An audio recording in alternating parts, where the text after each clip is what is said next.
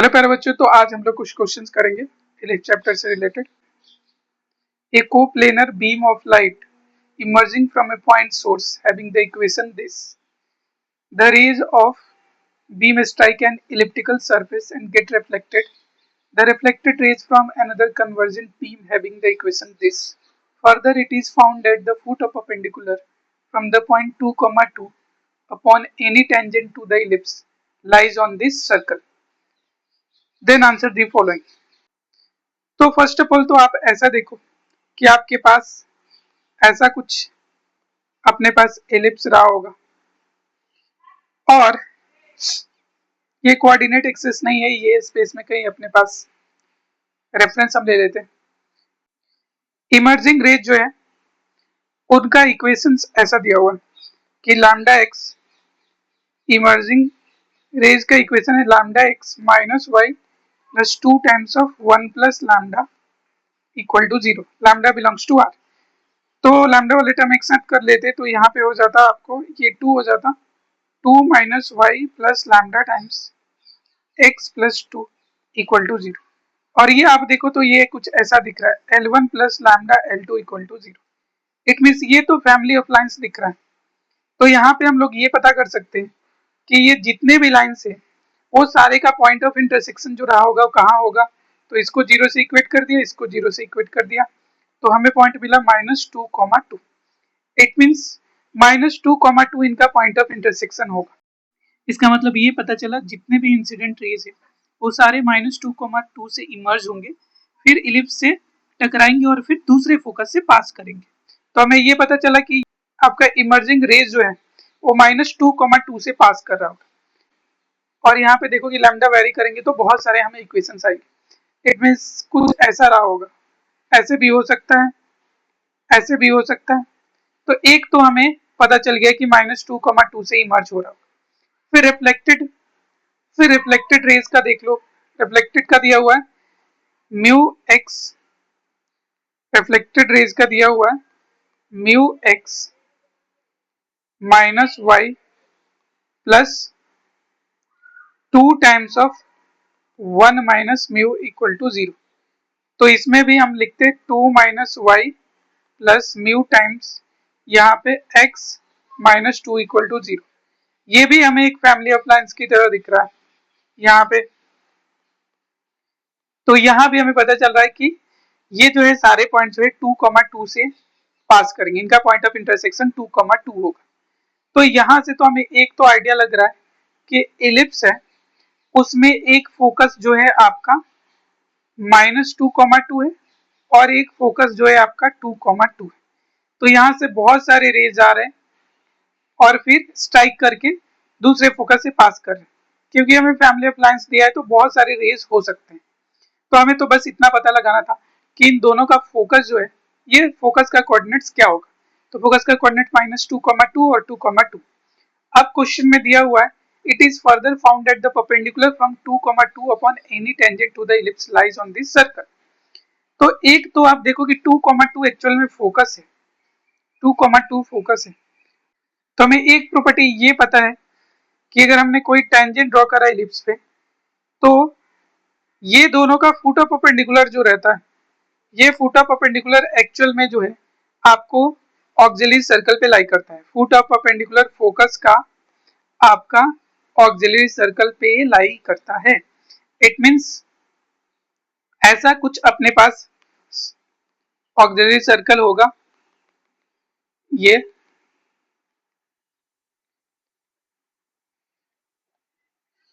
और इसका foot of perpendicular जो है वो आपको लाई कर रहा होगा ऑक्सिलरी सर्कल पे। इट मींस हम बोल सकते हैं कि ये जो इक्वेशन दिया है सर्कल का, एक्चुअल में सर्कल का इक्वेशन जो है ऑक्सिलरी सर्कल का इक्वेशन है x square plus y square, x square plus y square minus 4y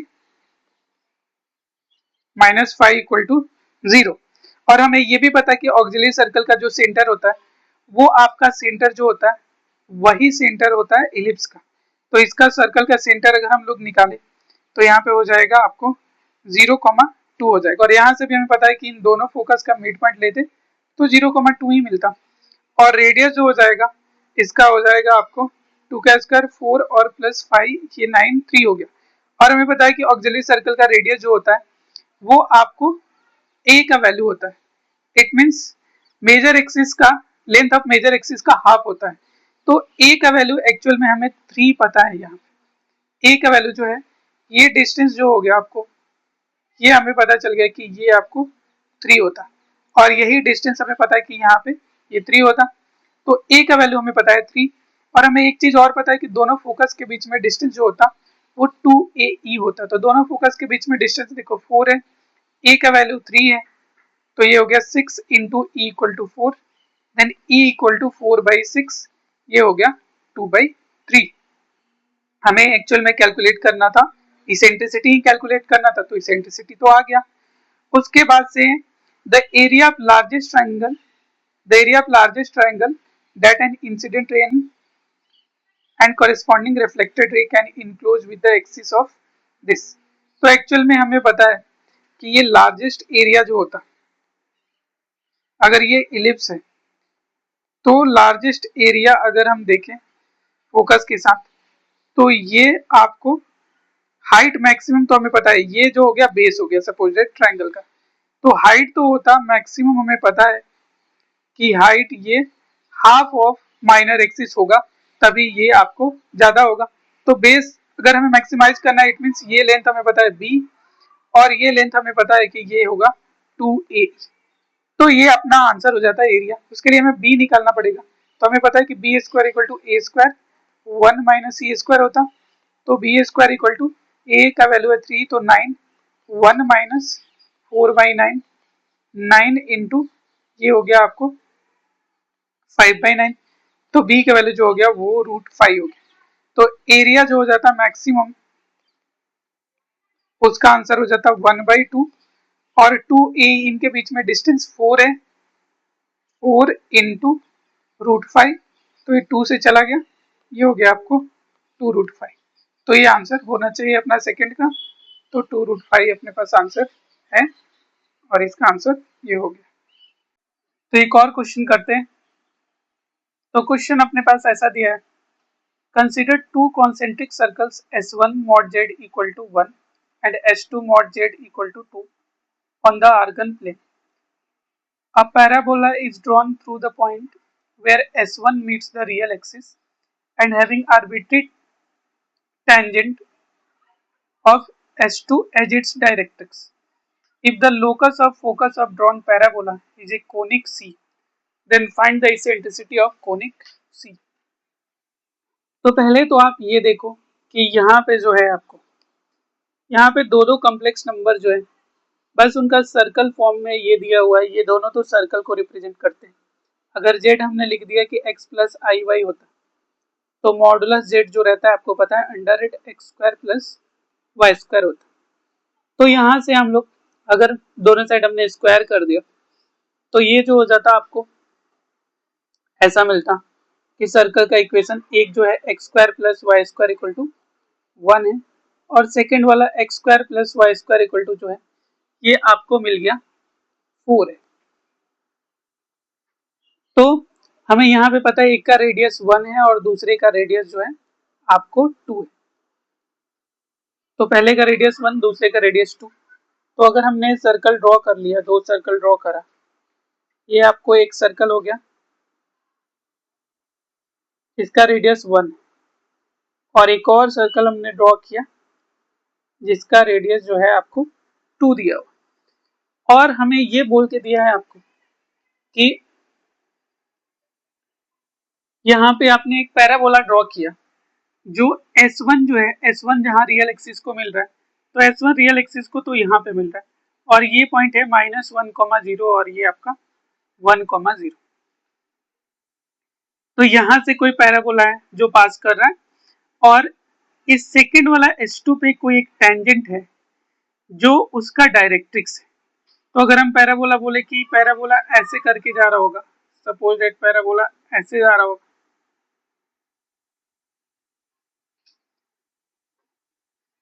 तो यहाँ पे इसका डायरेक्ट्रिक्स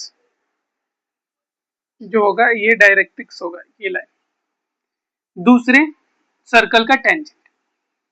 तो हमें इसका फोकस जो रहा होगा कहीं पे, सपोज एट यहाँ पे बोल देते कि ये फोकस है आपका, तो एच कॉमा के बोल दिया, इसी फोकस का हमें एक्चुअल में लोकस निकालना है।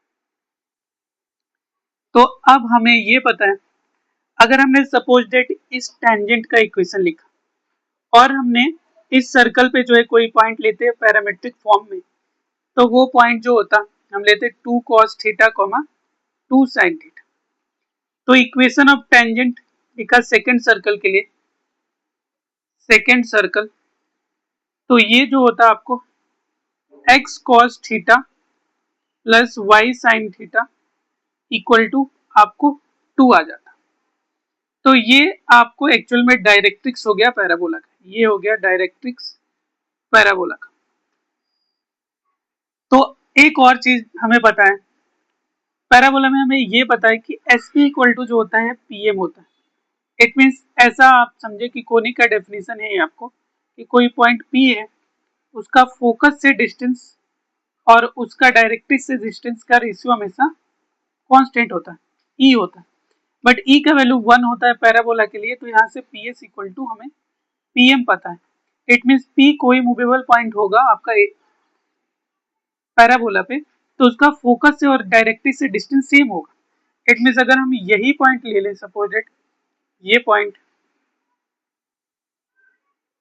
तो ये पॉइंट मूवेबल हो गया और इसका डायरेक्ट्रिक्स से डिस्टेंस जो हो गया ये सेम हो गया, तो हम बोल सकते हैं कि ये डिस्टेंस अगर एस पी हमने बोल दिया तो P M, S P equal to P M same होगा।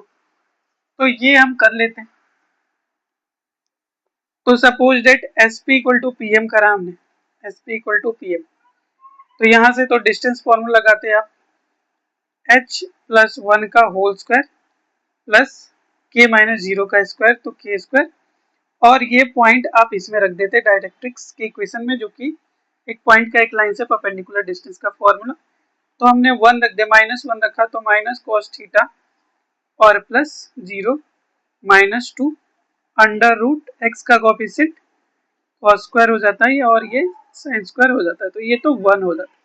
इट मीन्स इक्वेशन आपको यहाँ से मिला, आप लिख सकते हो H square plus 1 plus 2h plus K square, दोनों साइड स्क्वायर कर लेते हैं, तो ये हो जाता है आपका कॉस थीटा और प्लस 2 का स्क्वायर, ये माइनस को हम कॉमन लेंगे तो स्क्वायर होकर प्लस हो जाता है। तो ये एक रिलेशन मिला।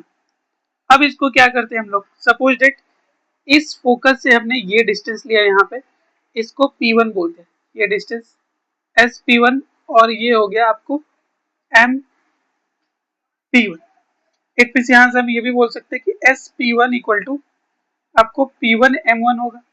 तो फिर से वही लगाते, तो ये हो जाता है आपको H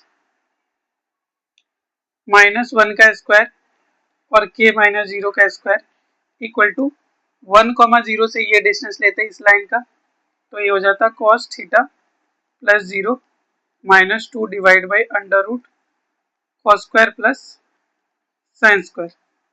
तो यहाँ से मिल जाता आपको एच स्क्वायर प्लस 1, दोनों साइड स्क्वायर कर दिया, -2h plus K square equal to cos theta -2 का स्क्वायर। वैसे इसको भी एक्सपेंड करते तो ये हो जाता cos square theta plus 4 plus 4 cos theta, इसको इक्वेशन नंबर 1 बोल देते हैं ये पूरे, ये इक्वेशन नंबर आपका 2 बोलेंगे, इसको थोड़ा एक्सपैंड भी कर लेते हैं, इसको cos square theta plus 4 minus 4 cos theta, ये इक्वेशन नंबर 2। हमें कॉस थीटा साइन थीटा जो भी आएगा उसको एलिमिनेट करना है, तो अपने को लोकस मिल जाता है।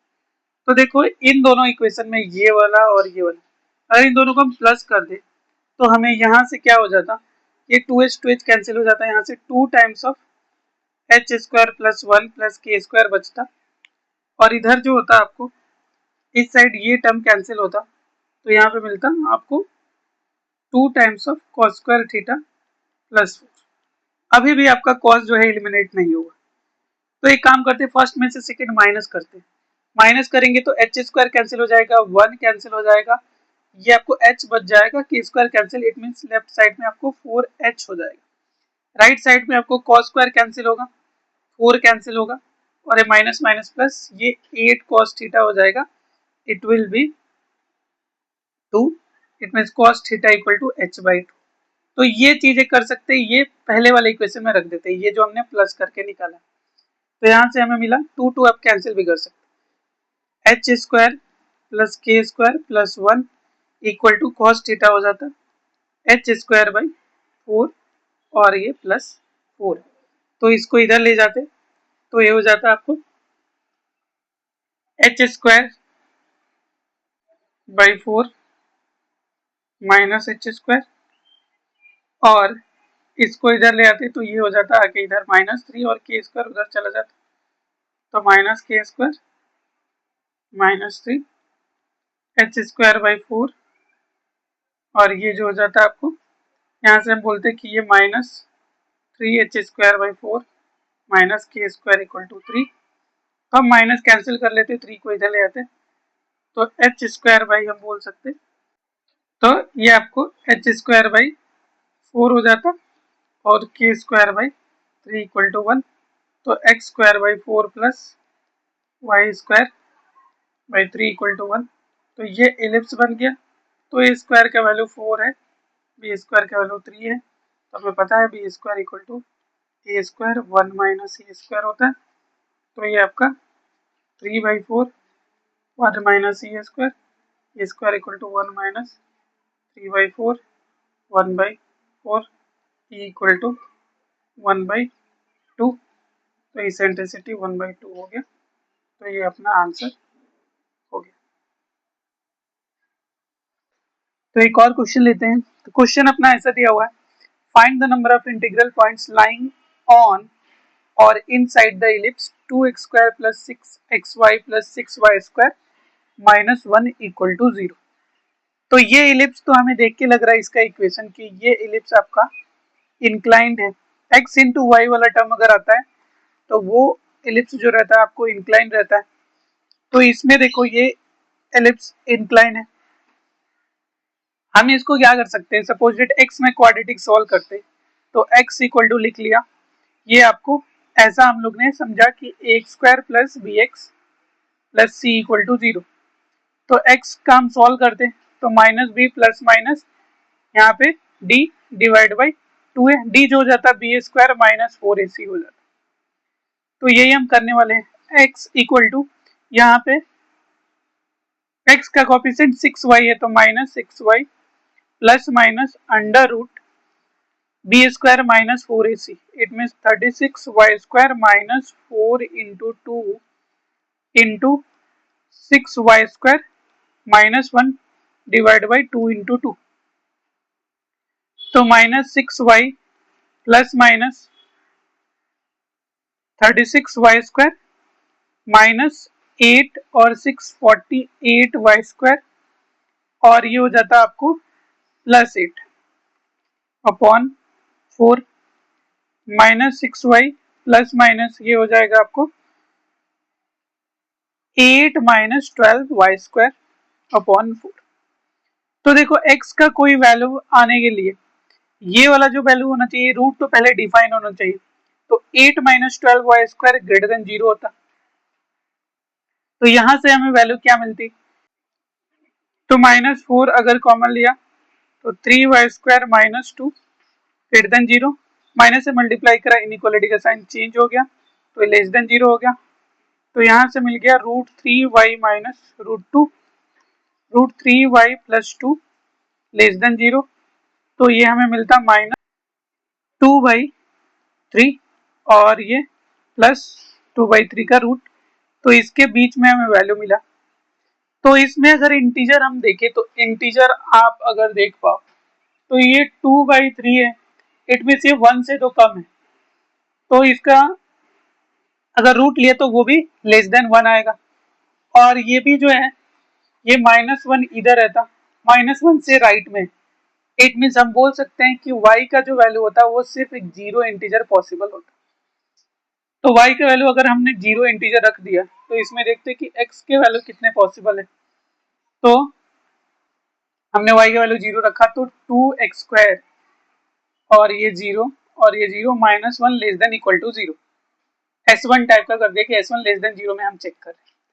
तो ये आपका x² less than equal to 1/2। तो अगर फैक्टराइज कर लो तो यहाँ से भी आपको x जो आता वो -1/√2 से लेके 1/√2 आता। तो ये फिर से देखो, ये 1/1.4 है तो ये भी 1 से छोटा है, और ये -1/1.4 है तो ये -1 से तो बड़ा है। इट मीन्स x का वैल्यू सिर्फ 0 पॉसिबल। तो अपने पास नंबर ऑफ इंटीग्रल पॉइंट्स जो होगा वो सिर्फ 0,0 ही होगा इस एलिप्स के अंदर। Point P represents the complex number z equal to x plus iy, and point Q represents the complex number z plus 1 by z. If P moves on the circle mod z equal to 2, then find eccentricity of locus of point Q. तो Q point का locus निकालना है, तो हम लोग Q को ले लेते हैं कि ये आपका h प्लस आई के है, और बाद में h एंड k को हम लोग एक्स वाई बोल देंगे, और z अपना दिया है x प्लस आई वाई। तो मॉडुलस z जो होता √x² plus y² equal to 2 होता। ये एक चीज हमें पता होना चाहिए कि z equal to a plus i B है, तो मॉडुलस z जो होता √a² प्लस b² होता है। तो यहाँ पे यही कॉन्सेप्ट लगा है, तो यहाँ पे हमें मिल गया x² plus y² equal to 4। फिर q एक कॉम्प्लेक्स नंबर है जो कि आपको ये z प्लस 1 बाई जेड है, z प्लस 1 बाई जेड। तो z को लिखा हमने x प्लस आई वाई और 1 बाई जेड को x प्लस आई वाई लिख दिया। तो ये हो गया x plus i y plus 1 by x plus i y into x minus i y divide by x minus i y. तो यहाँ पे मिला x plus i y plus x minus y y divide by x square और plus y², और इसका value हमें पता है कि जो कि 4 है। तो यहाँ से हमने लिख दिया कि x plus i y plus x minus i y by 4। तो एलसीएम लेते तो 4x plus 4 i y plus x minus i y by 4। It means h plus i k equal to आपको मिल जाता 5x by 4 plus I 3y by 4।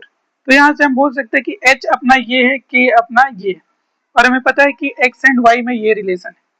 तो यहाँ से हमने बोल दिया कि h equal to 5x upon 4, it means x will be 4h upon 5, k equal to 3y by 4, it means k will be y will be 4k upon 3। So x and y की value आप रख देते यहाँ पे, तो it will be 4h upon 5 whole square plus 4k upon 3 whole square equal to 1। h and k को फिर x Y बोल दिया, तो ये आपको हो गया x square upon 25 by 16 and y square upon 9 by 16 equal to 1। तो यहाँ से देखो a स्क्वायर का value 25 by 16 and b square का वैल्यू 9 बाई 16, तो a ग्रेटर देन b है।